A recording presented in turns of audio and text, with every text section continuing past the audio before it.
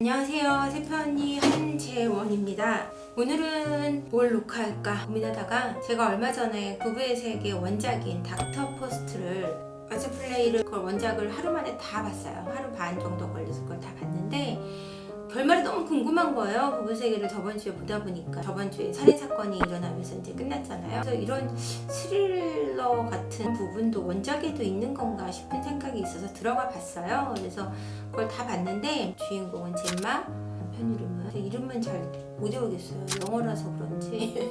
어쨌거나 원작 비교를 제가 해드리려고 들어온 이유가 뭐냐면요. 중요한 부분은 거의 비슷해요.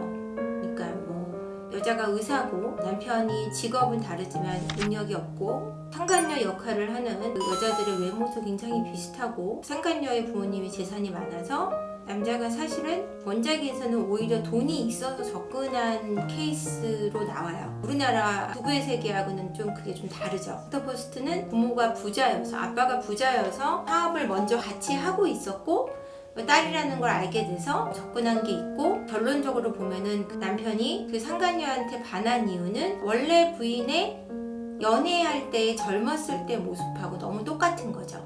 옷도 똑같이 입게 하고 머리 스타일도 젬마는 이제 뭐 짙은 갈색으로 나오는데 원래는 머리가 금발이었던 거죠. 연애할 때 금발로 염색을 하고 다녔던 거예요. 런던에서 만남을 갖고 시골인 남편의 고향으로 와서 생활을 하는 거예요. 유럽의 어느 한 시골인데 자기가 태어난 곳에 젬마를 데려와서 같이 생활을 하게 된 거죠. 그리고 아들이 태어났고 아들의 이름이 여기서는 톰으로 나와요. 톰. 아들 이름은 톰이에요. 부부의 세계에서도 준영이를 좀 중요한 포인트로 다루고 있지만 원작에서 보면은 전체적인 그 포인트 자체가 톰이에요. 그 아들의 포커스가 맞춰져 있어요. 아들을 두고 싸우는 두 부부의 치열함에 대한 이야기를 많이 하고 있는데 나중에 결론을 보면은 부부의 세계의 결론은 잘 모르겠어요. 우리나라의 경서에 맞춰서 많이 좀 변형시켰고 스릴러나 뭐 이런 걸 가미시킴으로써 재미를 더 극대화했다는 거, 연출력이나 아니면 연기력이 닥터 포스트에 비해서 전혀 뒤지지 않는다는 것만큼은 제가 알겠고요.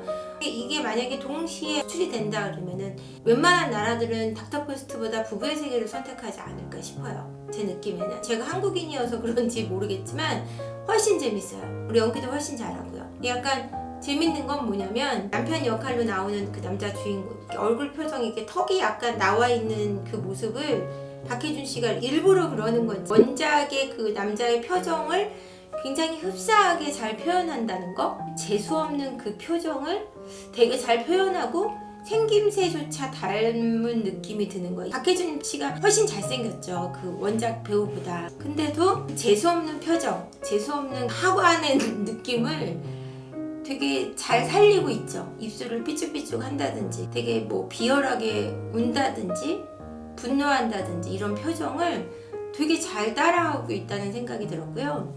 닥터 포스트 원작에서 그 남편 역할을 맡은 사람도 외모가 뭐 너무 멋있다 뭐 이런 정도는 아니지만 어떤 비주얼적인 측면에서 뭐 키나 체격이나 이런 것들이 상당히 좋고요. 외관상으로 나쁘지 않은 그런 느낌이 드는 남자예요. 그리고 되게 다정하고 여자를 행복하게 할 줄 아는 그런 남자라는 거죠. 그래서 여자들이 거기에 빠져드는 이유가 좀 설명이 되는 그런 남자였어요. 근데 그 남자가 다 가지지 못한 부분은 그런 좋은 걸 다르게 이용한다는 거죠. 그리고 상업적인 재능은 전혀 없는 사람이에요. 그냥 직장 다녀야 되는 성격인데 닥터 포스트 원작에서는 남편이 사실은 성공해서 돌아온 것이 아니고 장인 어른이 돈을 다 대주고 그 큰 집도 장인 어른 돈으로 다 산 거예요. 두 번째 부인의 이름으로 모두 다 되어 있고요. 거기서 그 상간녀 입장에서 생각하는 가장 중요한 건 저 남자가 나를 정말로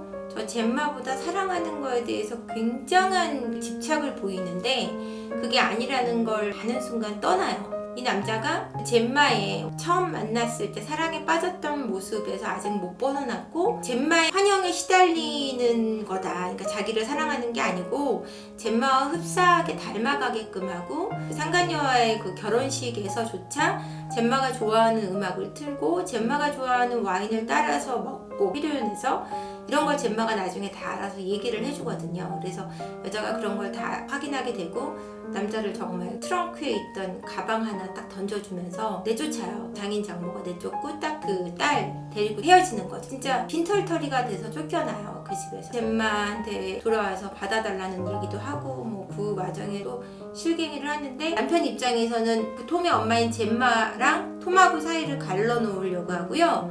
젬마는 아빠와 톰 사이를 갈라놓으려고 해요. 그래서 젬마가 산후우울증을 앓았었던 얘기를 해주면서 톰이 죽기를 바랬었다라는 뭐 그런 억측적인 이야기도 해주고, 그러면서 톰이 이제 엄마에 대해서 배신감을 느끼고 아빠한테 갔다가 또 아빠가 그 상간녀한테 쩔쩔매고 톰이 실수했을 때 집안에 못 들어오게 하는 일 때문에 또 아빠가 나 말고 상간녀를 선택했다는 것 때문에 다시 집으로 엄마한테 돌아오고, 이런 과정에서 아이가 너무나 심각하게 혼란을 겪어요.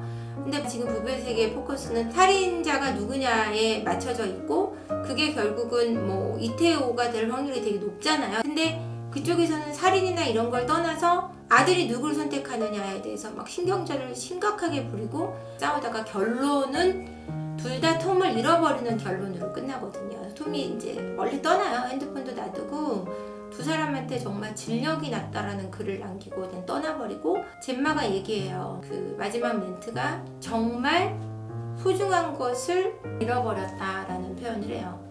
내가 그동안에 몰랐는데 앞에 있었던 문제들은 문제도 아니었다. 정말 소중한 것을 잃어버리고 말았다. 나는 왜 이걸 그때 진작에 알지 못했을까 하면서 아들에게 나는 톰 너를 영원히 기다릴 거야. 여기서 너를 계속 기다리고 있어 라는 마지막 메시지로 끝나는데, 정말 소중한 거는 내 아이였는데 내 자존심을 지키기 위해서 남편과의 어떤 관계가 끝난 걸 받아들이지 못하고 그 남자를 괴롭히는데 너무 중점을 둔 거죠. 그래서 정작 더 괴로웠던 건 내 아들이었던 거. 그래서 내 아들을 잃어버린 것이 가장 큰 것을 잊어버렸다라는 결론이에요. 이게 영국 드라마이기 때문에 애들에 대한 보호가 굉장히 철저한 나라예요. 그래서 아이에 대해서 중심을 맞추고 둘이서 싸우는 어떤 감정적 것보다 가장 중요한 거는 아이의 마음을 지키고 아이가 두 부모를 사랑하는 마음을 이해해 주는 것이 더 중요하다 해서 서로 이익을 조금 더 복수를 하기 위해서 아이를 이용한 것이 얼마나 나쁜 결과로 나오고 아이들한테 그러면 안 된다라는 교훈이 남겨지는 것 같아요.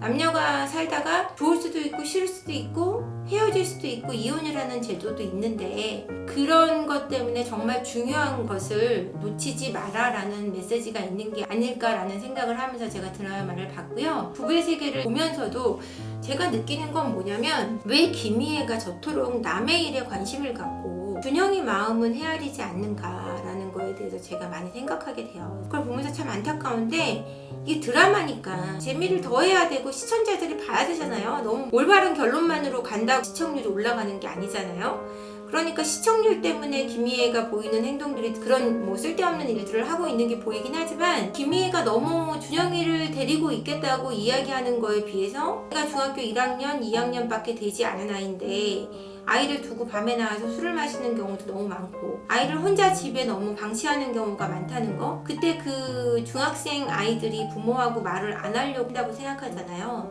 근데 사실은 그렇지 않거든요. 그 아이들은 말을 들어주고 공감해주지 않기 때문에 부모와 말할 수 없는 거지, 누구보다 그 어느 때보다 사람들과 대화하고 싶은 때예요. 그러니까 아이들하고 대화할 수 있는 시간 그리고 마음, 이런 것들을 좀 넓게 열어놓고 아이한테 공감해주고 아이의 아픔을 함께 공유하고 지지해주고 공감해주는 것이 필요한 시기인데, 닥터포스트에서도 부부의 세계에서도 마찬가지로 톰이나 준영이에 대한 배려는 두 사람 사이에서 볼 수가 없죠.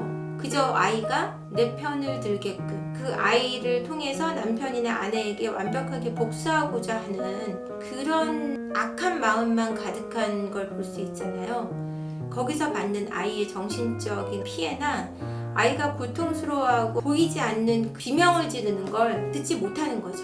들으려고 하지 않기 때문에 부모라면 그 아이의 고통이 우선시 돼야 되고 아이가 원하는 것이 무언지 생각해서 내 감정을 억누를 수 있는 것이 성인인데 그게 어른이라는 자리잖아요. 그런데 그런 것들을 전혀 안 하는 두 쌍의 부부를 닥터포스트나 부부의 세계에서도 볼 수 있죠. 그러니까 여러분 아이들의 들리지 않는 비명소리에 귀 기울여 주시고요. 자신의 고통 물론 크죠. 그런 일을 겪고 계신 분들의 고통은 정말 클 거예요. 저도 모르는 바 아니고 너무나 많은 상담을 받고 있고 많은 경우를 경험해 본 저로서는 누구보다 더 잘 알고 있어요. 그렇지만 그럼에도 불구하고 우리가 아이들을 건강히 지키는 것이 가장 좋다는 것 부부의 세계 원작에서는 말하고 있어요. 우리가 정말 크게 잃어버리는 것은 내 아이를 잃어버리는 것이다.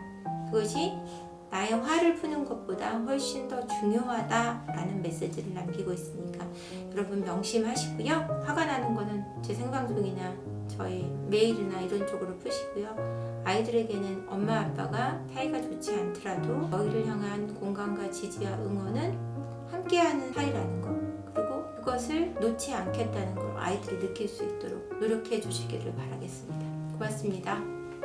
구독과 좋아요 눌러주시고요. 끝까지 들어주셔서 감사합니다.